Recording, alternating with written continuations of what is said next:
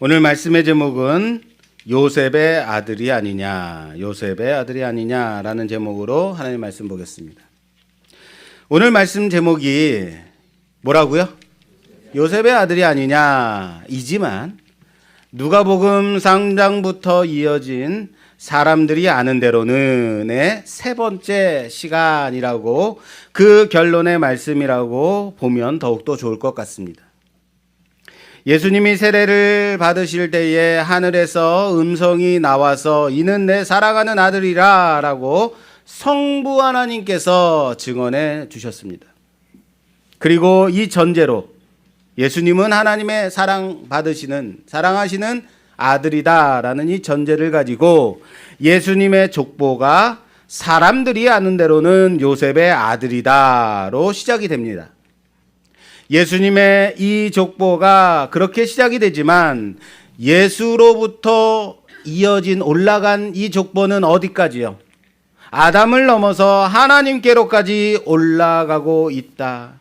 인간으로서는 도저히 불가능한 족보를 예수님으로 이어 올라가고 있더라. 예수님으로부터 올라가고 있더라라는 것을 봤습니다. 그리고 족보가 나온 후에 바로 이어서 성령에 충만하여 광야로 이끌려 가셔서 온전한 사람으로서 사탄에게 시험을 받으시는 장면이 나옵니다. 이것이 우리가 지난주에 본 내용입니다. 이 시험을 하나님의 아들임을 증명하라라는 사탄의 시험. 이것을 기적과 능력으로서가 아닌 무엇으로? 말씀으로 이기심으로써 첫 번째 아담이 실패한 그 시험을 두 번째 아담으로서 온전히 받으시고 이기셨음을 우리는 봤습니다. 그리고 주님은 갈릴리 지역으로 다니시며 하나님의 복음을 전하십니다. 그것이 오늘 보면 바로 앞에 있는 내용인데요.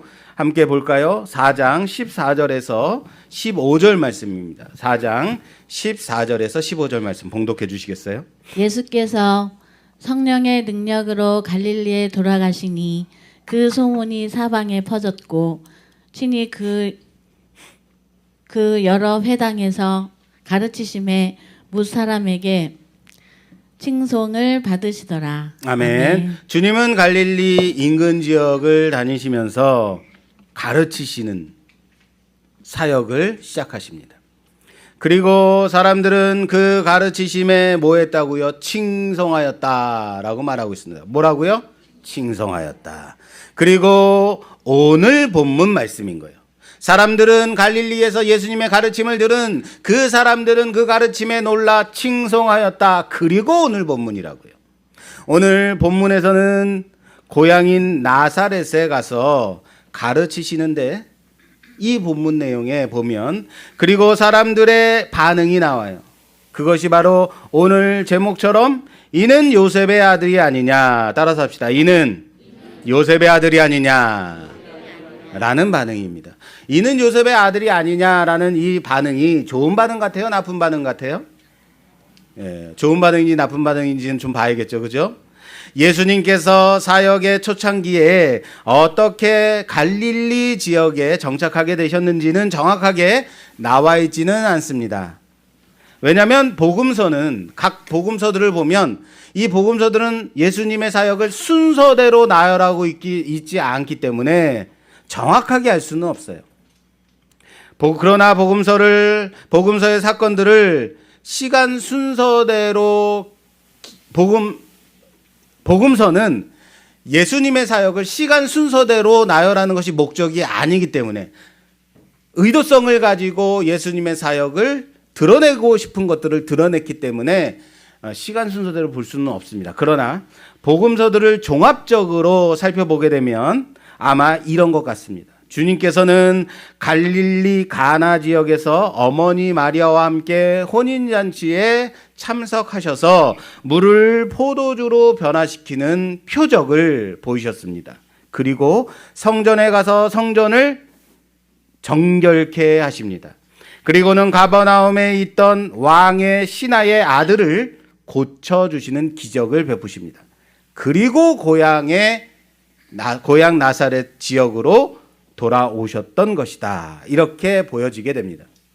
오늘 본문 23절 말씀에도 이렇게 돼 있어요. 나사렛 사람들이 가버나움에서 행한 일을 내 고향 여기서도 행하라 라고 말하는 것을 통해서 가버나움에서 기적이 있었구나 라는 것을 알게 되는 거죠. 그리고 오늘 말씀에서 예수님은 나사렛에 있는 회당에서 가르치셨고 이후에 그 다음에는 가버나움 지역으로 내려가셔서 이후 가버나움이 주님의 사역의 중심지가 되게 됩니다. 자, 우선 여기서 예수님이 회당에 들어가셨습니다. 여기 회당이라는 곳은요, 회당이 무엇이냐면 회당은 성전이 아닙니다. 회당은 성전이 아니고 이스라엘을 침략한 제국들에 의해서 유대인들은 사방으로 뿔뿔이 흩어짐을 당하게 됩니다. 그때 각 지역에 있던 유대인들은 자신들이 있는 그곳에서 회당이라는 장소를 정하고 만들고 안식일마다 모여서 하나님의 말씀을 듣고 예배를 드리기 시작했다. 그곳이 어디라고요? 회당입니다. 그 회당은 회당장이나 랍비로 일컬어지는 유대인 교사들이 가르침을 받게 됩니다. 그들에 의해서. 예수님이 나사렛에서 회당을 방문하신 그날도 안식일이었습니다. 사람들은 모여서 그날 가르침을 기다리고 있었던 것 같습니다.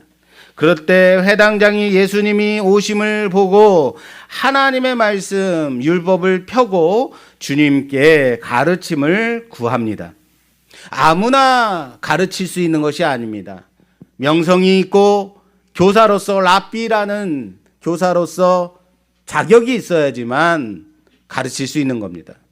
이를 통해서 알 수 있는 것은 예수님의 이름이 이미 어디요? 갈릴리에서 가르치신 일들을 통해서 어느 정도는 예수님의 이름이 알려진 상태였구나라는 것을 알 수 있는 겁니다.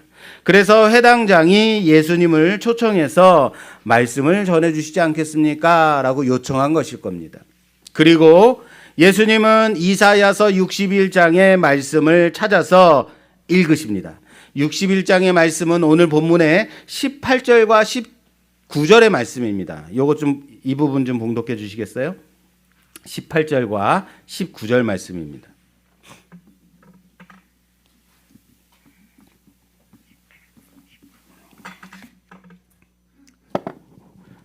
주의 성령이 내게 임하셨으니 이는 가난한 자에게 복음을 전하게 하시려고 내게 기름을 부으시고 나를 보내사 포로된 자에게 자유를 눈먼 자에게 다시 보게 함을 전파하며 눌린 자유를 자유롭게 하고 주의 은혜의 해를 전파하게 하려 하심이라 하였더라. 아멘. 이 말씀이 이사야서 61장에서 가져온 인용한 말씀입니다.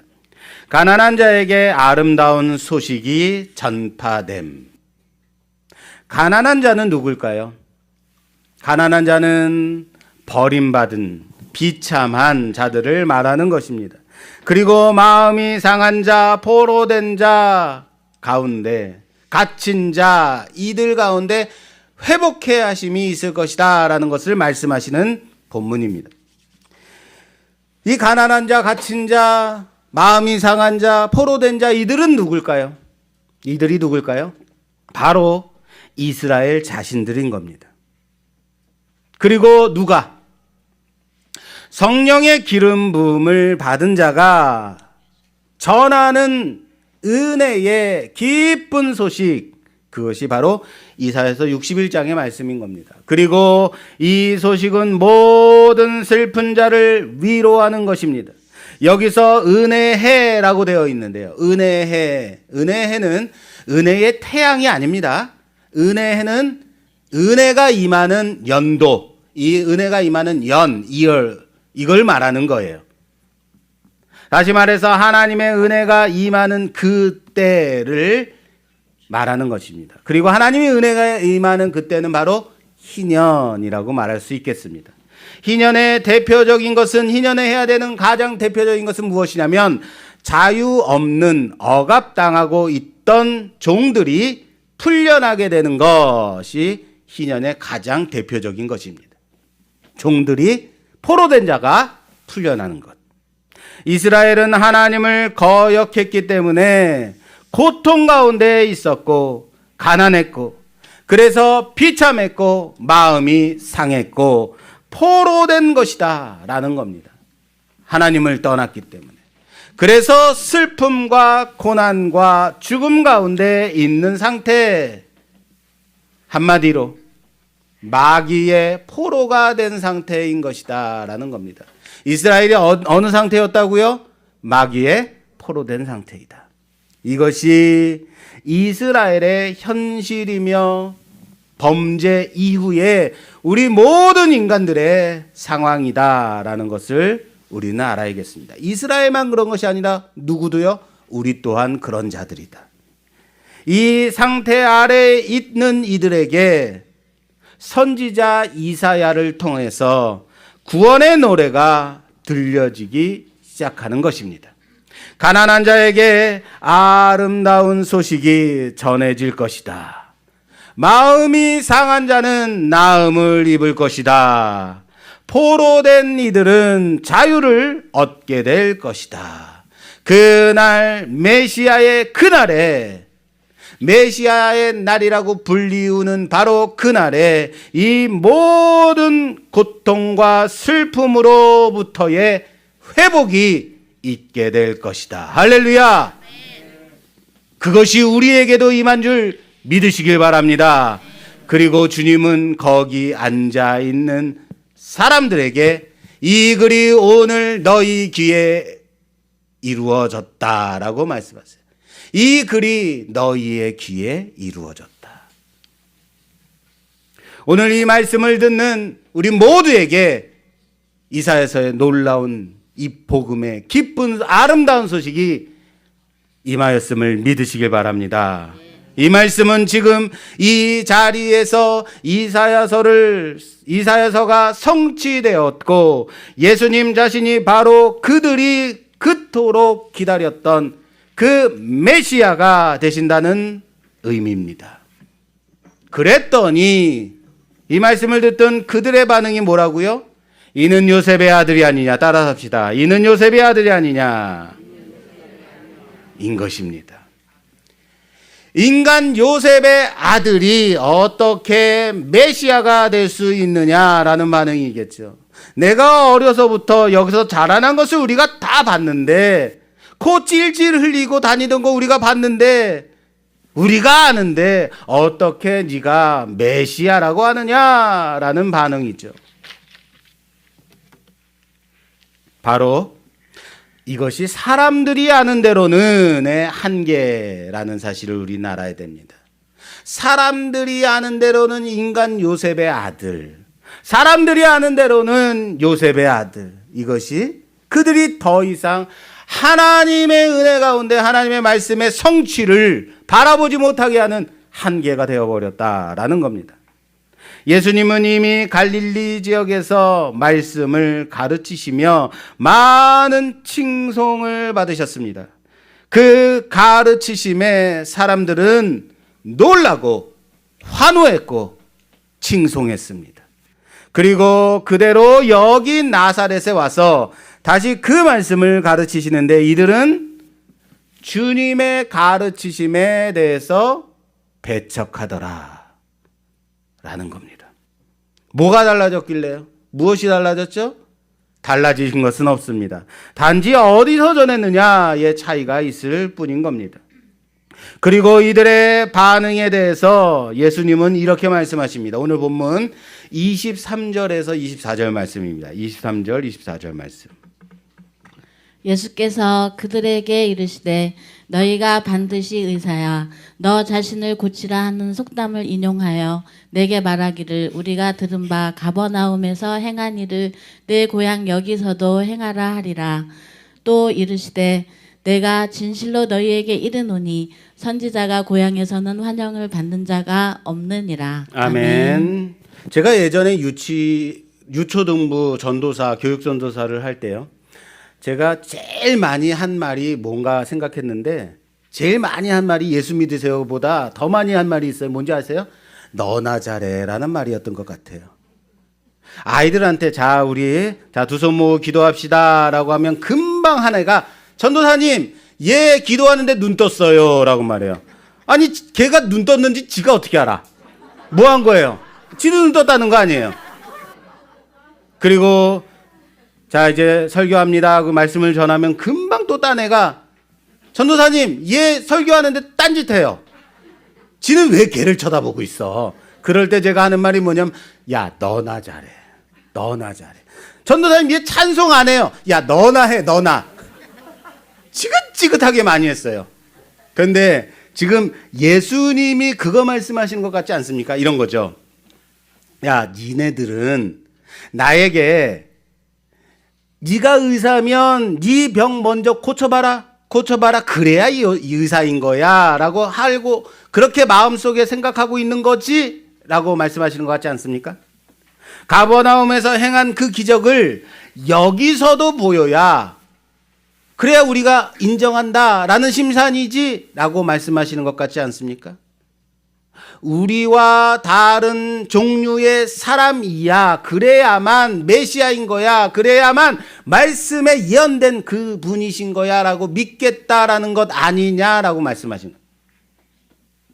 말씀을 잘 보셔야 돼요. 본문에는 이들이 그렇게 말했다고 하는 부분은 있어요 없어요? 없어요. 단지 이는 요셉의 아들이 아니냐라고 말했을 뿐인데 갑자기 예수님 막 쏴대는 거죠. 막 쏘나기처럼. 니네들 마음속에 그런 마음 갖고 있는 거 아니야. 지금 여기서 말씀을 전하는 예수님, 그 예수님이 너희들은 나의 말씀, 내가 전하는 말씀, 이사야서 61장의 말씀이 이 말씀을 보면서도 전하는 말씀이 아니라 가버나움에서 행한 기적에 대해서 들은 것을 증명해봐 라고 하는 것 아니냐라고 말씀하시는 것이라는 거예요.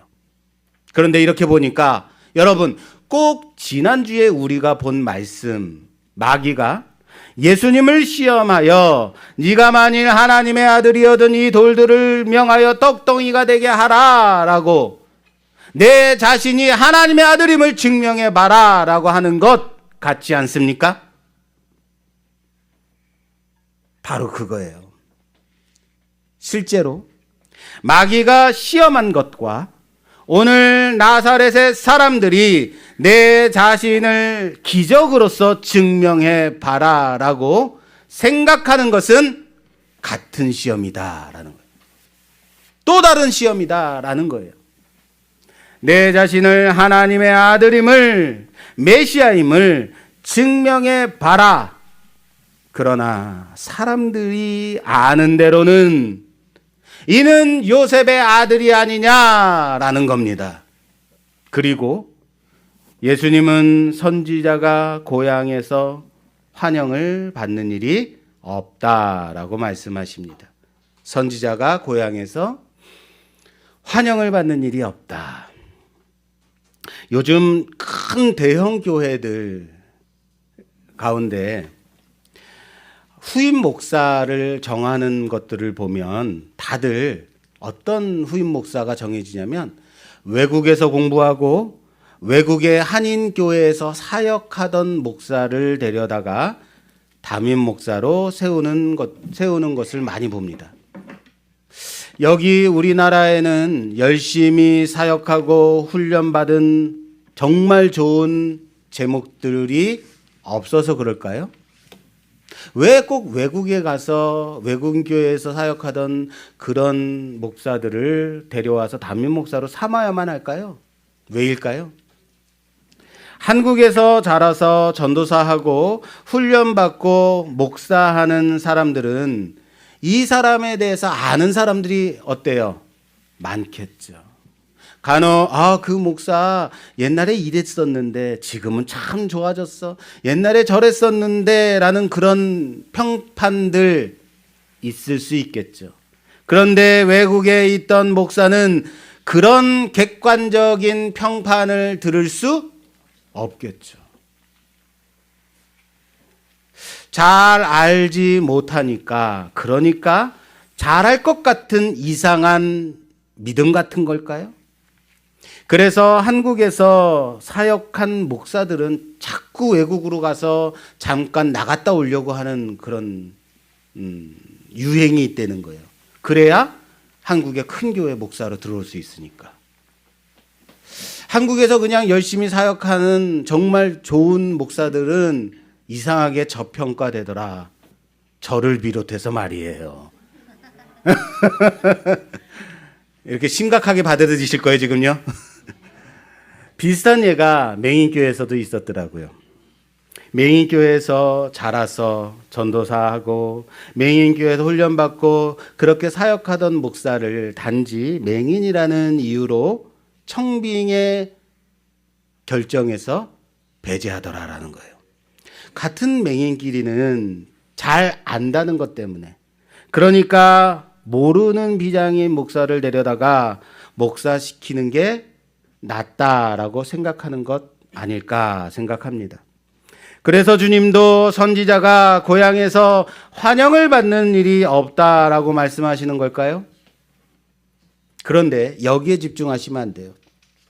주님은 그들이 배척함으로 얻게 되어질 결과, 그들이 배척함으로써 이루어질 결과에 대해서 말씀하시고 있는 것, 그것을 위해서 지금 이 말씀을 하고 계신 것이다라는 거예요.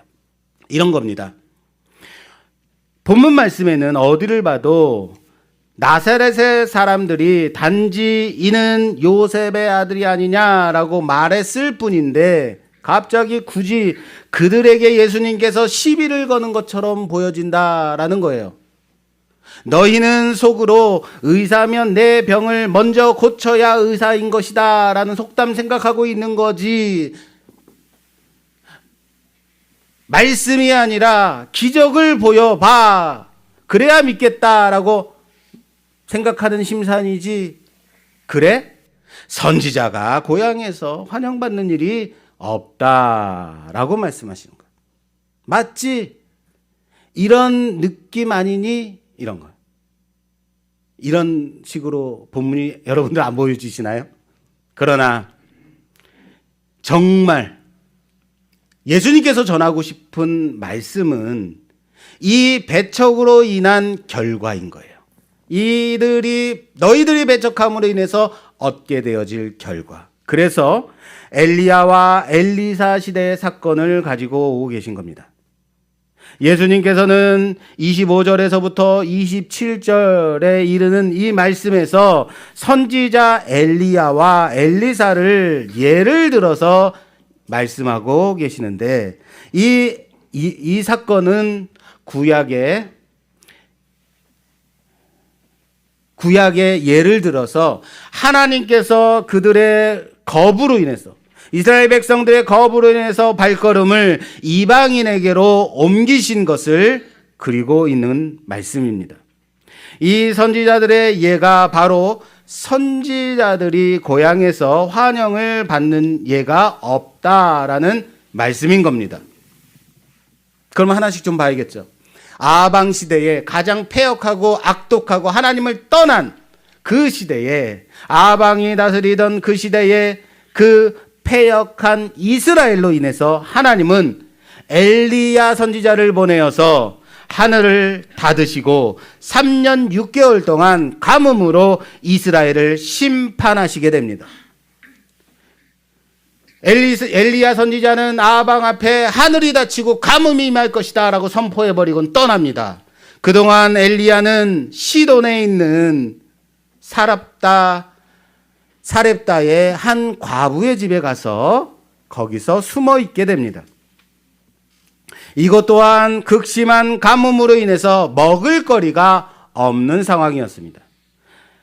과부가 남은 식량을 다 털어서 떡을 만들어서 먹고 죽어야겠다라고 생각하고 있는데 엘리야 선지자가 와서 그 음식을 내게 다오라고 말합니다. 그 과부는 어차피 이것 먹으면 끝장인데 뭐 하면서 엘리야 선지자를 그 떡으로 봉양합니다. 그런데 희한하게 봉양하고 나면 식량이 떨어지지 않고 계속해서 채워지더라라는 겁니다.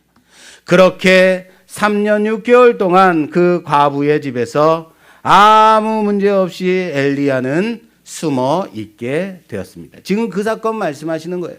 그런데 여기 시돈이 어디인지 아십니까? 시돈이 바로 아합 왕의 아내 이세벨의 고향이에요. 그것이 시돈, 악독한 나라예요.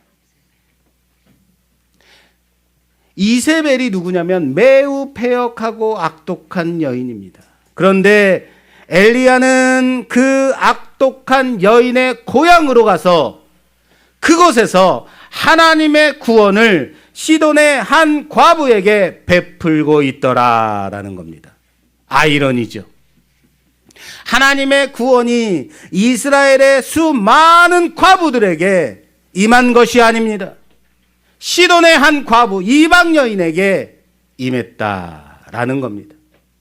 엘리야가 이스라엘로부터 숨은 것은 바로 하나님의 심판입니다.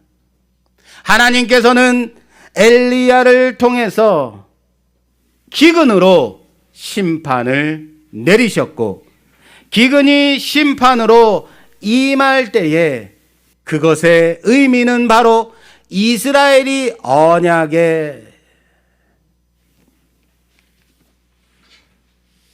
언약에 신실하지 못했기 때문에 그들에게 언약적 저주가 임하고 있다라는 의미인 것입니다. 그러나 그 심판이 정작 회복되는 것이 이스라엘의 과부들 중에서가 아니라 엘리야를 이방 땅 시돈에 있는 한 과부에게 보내셨고 이스라엘이 거절한 하나님의 회복은 이방 땅에서 나타났다라는 사실을 알아야 됩니다.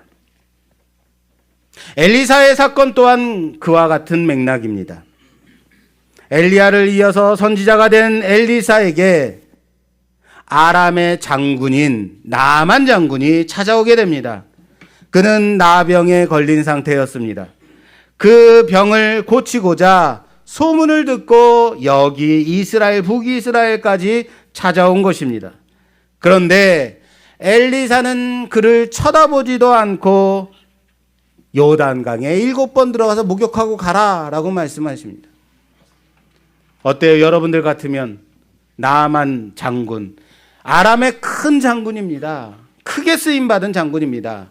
이 장군이 여기에까지 왔는데 큰 보물들을 가지고 왔는데 쳐다보지도 않고 그래? 그러면 요단강에 가서 목욕이나 하고 가라고 말한다면요. 자존심이 상하겠죠.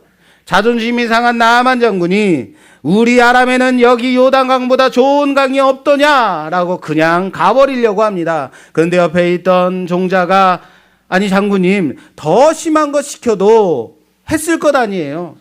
겨우 7번 물에 잠그라는 말인데 이거 못하겠어요 라고 권했더니 그래? 그럼 한번 해볼까? 귀가 얇았나 봐요. 한번 해볼까? 그리고 시키는 대로 7번 물에 잠겼더니 어떻게 됐습니까? 어린아이의 피부처럼 깨끗해졌더라. 할렐루야. 당시 이스라엘은 나병 환자들이 없었을까요? 이스라엘은 나병 환자들이 없었을까요? 그러나 성경은 나병 환자 중에 오직 이방 나라의 장군 나만의 나병을 고쳐줬음을 말씀하고 있는 겁니다.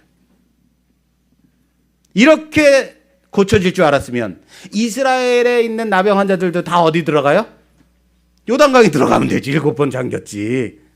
그런데 아무도 엘리사 시대에 나병으로 고침받았다라는 얘기는 있다 없다? 없다.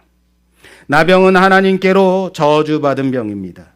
이스라엘에게 많은 병자, 나병 환자들이 있었으나 하나님께서 회복시켜 주신 것은 이스라엘의 어느 나병 환자도 아니라 도리어 이방인이었던 나만 장군이었던 것입니다. 아이러니죠.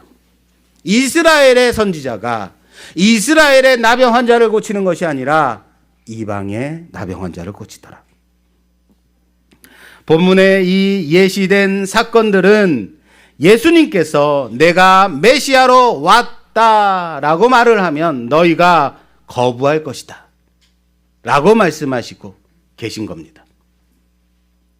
이스라엘은 하나님의 아들 그리스도께서 자신들을 위해서 오셨음에도 불구하고 그를 배척하였기 때문에 그 자신들을 위해서 오신 분을 끝내 어디까지? 십자가까지 달아 죽이게 되는 겁니다. 매우 슬픈 아이러니가 아닐 수 없습니다.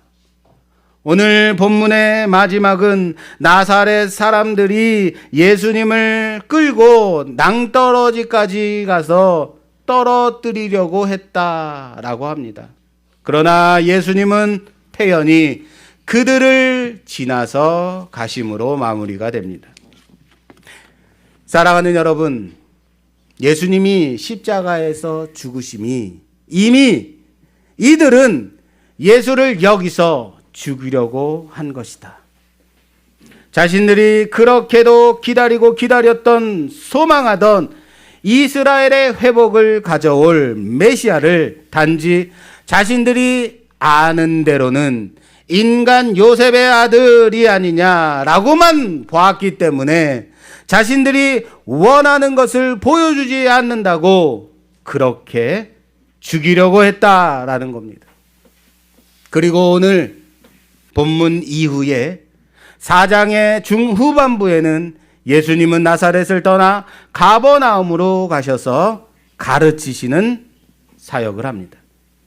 예수님이 가르치시다 사람들이 그 가르치심에 논란이 그 가르치심이 권위가 있음이라 라고 말씀하고 있습니다. 나사렛과 똑같은 가르침입니다. 그리고 그곳의 사람들은 그 가르치시는 권위 있음에 놀랐다라고 말하고 있습니다. 그리고 그곳에서 귀신 들린 자를 내쫓으시고 귀신을 꾸짖습니다. 시몬 베드로의 장모의 열병을 꾸짖어 고치십니다. 사람들은 온갖 병자들을 데리고 나옵니다. 예수님은 한 사람 한 사람 안수하여 꾸짖어 고치십니다. 자, 여기 제가 방금 반복해서 말씀하고 있는 단어가 있습니다. 반복해서 말씀하고 있는, 무엇을 반복했죠? 그렇죠. 꾸짖어입니다. 여러분, 꾸짖는 것은 누가 하는 거예요? 선생님. 그렇죠. 꾸짖는 것은 권위 있는 자가 하는 겁니다. 따라서 합시다. 꾸짖는 것은 권위 있는 자가 하는 것이다. 귀신들을 꾸짖는 것은 귀신이니까 꾸짖어야 되는 건 맞죠. 그죠? 그런데 여기 굳이 열병을 고치실 때도 뭐라고 되어 있냐면 열병을 꾸짖다라고 말씀해요. 열병인데 꾸짖어 고치셨다라고 말씀하고 있어요. 의도성이 있다는 거예요. 왜요? 예수님의 권위는 온갖 기적을 일으킴으로써가 증명되는 것이 아닙니다. 권위 있는 말씀으로, 가르치심으로 증명되어짐이라는 사실을 믿으시길 바랍니다. 4장 33절에서 35절 말씀 좀 볼까요? 33절에서 35절 말씀입니다. 예수님이 어떻게 꾸짖는지 한번 보죠. 33절에서. 그 땅에 더러운 귀신 들린 사람이 있어 크게 소리질러 이르되 나사렛 예수여, 우리가 당신과 무슨 상관이 있나이까? 우리를 멸하러 왔나이까? 나는 당신이 누구인 줄 아노니 하나님의 거룩한 자니이다. 예수께서 꾸짖어 이르시되 잠잠하고 그 사람에게서 나오라 하시니 귀신이 그 사람을 무리 중에 넘어뜨리고 나오되 그 사람은 상하지 아니한지라. 아멘. 사탄이 예수님을 시험할 때 내가 하나님의 아들이거든 하고 예수님으로 하여금 자신을 하나님의 아들로서 증명하도록, 능력으로서 증명하도록 시킵니다. 이것이 시험입니다. 그러나 예수님의 권위로 말미암아 귀신들조차도 스스로 항복하고 쫓겨나며 주님이 하나님의 아들이심을 자백하고 있더라. 사람들이 아는 대로는 인간 요셉의 아들이지만 예수님은 나사렛에서 가르치실 때는 이는 요셉의 아들이 아니냐라고 말하던 그들은 자신을 위해서 이 땅에 오신 그리스도를 낭떠러지에 밀어 죽이려고 하더라. 그러나 귀신들도 알더라라는 겁니다. 고백하더라라는 겁니다. 41절 말씀에 보면 여러 사람에게서 귀신들이 나가며 소리질러 이르되 당신은 하나님의 아들이니이다. 예수께서 꾸짖으사 그들이 말함을 허락하지 아니하시니 이는 자기를 그리스도인 줄 알미러라. 예수 그리스도는, 예수님은 하나님의 아들이십니다. 예수님은 하나님의 아들이십니다. 그리스도십니다. 우리는 그걸 알아요. 귀신들도 알고 쫓겨나며 고백한 그리스도를 나사렛의 사람들은 배척하고 쫓아내더라 라는 것, 정말 안타까운 아이러니가 아닐 수 없습니다. 그러나 이 아이러니는 끝내 그리스도의 십자가까지 이어지고 있음을 우리는 알아야 됩니다. 인간들이 싫어 배척한 인간으로서 오신 하나님의 아들, 귀신들도 알고 고백하는 인간으로 오신 그리스도를 그가 인간으로 나사렛에서 나서 자랐다는 이유로 배척하는 그들은 바로 우리 자신들입니다. 여러분들은 무엇을 통해서 예수를 믿으시겠습니까? 여러분들은 어떻게 하면 신앙생활 바르게 잘하시겠습니까? 여러분들에게 필요한 것이 무엇입니까? 우리는 예수를 배척하지 않습니까? 내 생활이 편해지고 나의 사업이 잘 되고 내가 기도하는 거 족족 성취되고 기적이 나타나야, 내 병이 나야 그래야만 예수를 믿으시겠습니까? 오늘 말씀을 마무리하려고 합니다.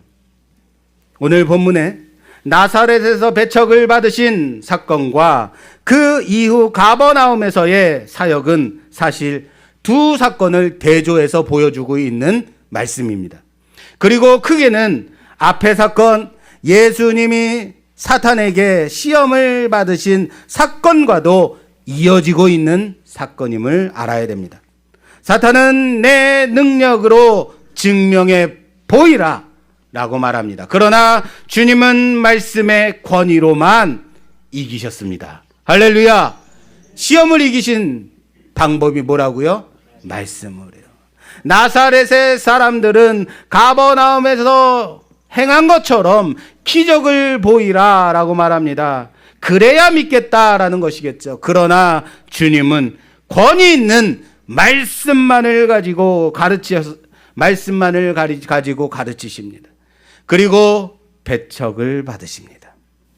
주님은 가버나움으로 다시 내려오사 그곳에서도 권위 있는 말씀으로 가르치시고 사람들은 그 가르치심에 놀랍니다. 그리고 귀신들은 예수님을 하나님의 아들이심을, 그리스도이심을 고백하며 쫓겨나갑니다. 권위 있는 그 권위에 밀려 도망하는 겁니다. 그렇습니다. 사랑하는 여러분, 주님은 말씀이십니다. 주님은 말씀이십니다.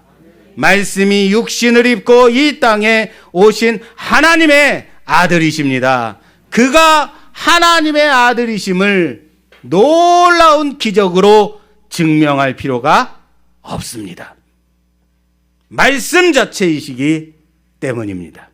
이 말씀으로 천지가 창조되었습니다. 세상이 있기 이전부터 존재하신 하나님, 그 하나님의 본체이십니다. 그러나 인간들은 모르더라. 고향 나사렛의 사람들은 배척하더라.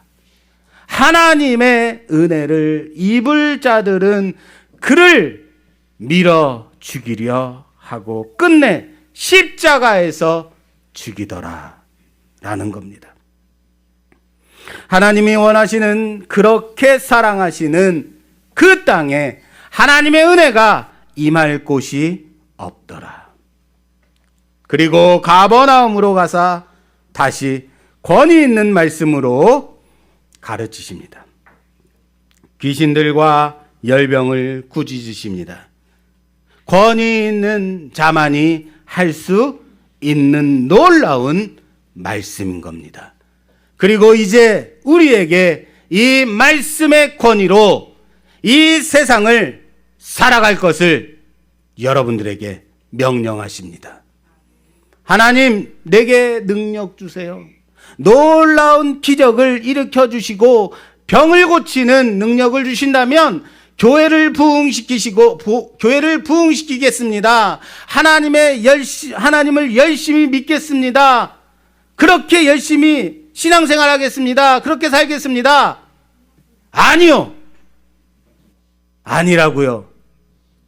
주님이 보여주신 본을 따라 인간으로서 권위 있는 말씀으로 사탄을 이기시고 세상을 이기신 그 주님을 따라 세상을 이기는 우리 모두가 되기를 주님의 이름으로 부탁합니다.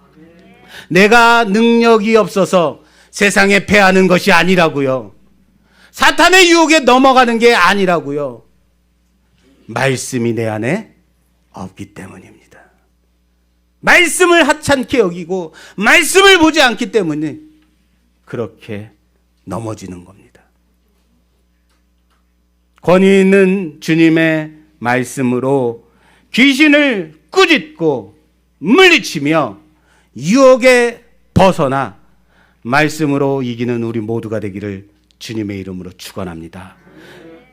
나의 선입견과 고정관념 속에서 하나님의 아들이신 주님을 인간 요셉의 아들로 예수로만 보지 말고 살아계신 하나님의 아들 그리스도로 영접하며 그 말씀 따라 승리하며 살아가는 우리 모두가 되기를 주님의 이름으로 축원합니다. 축원합니다.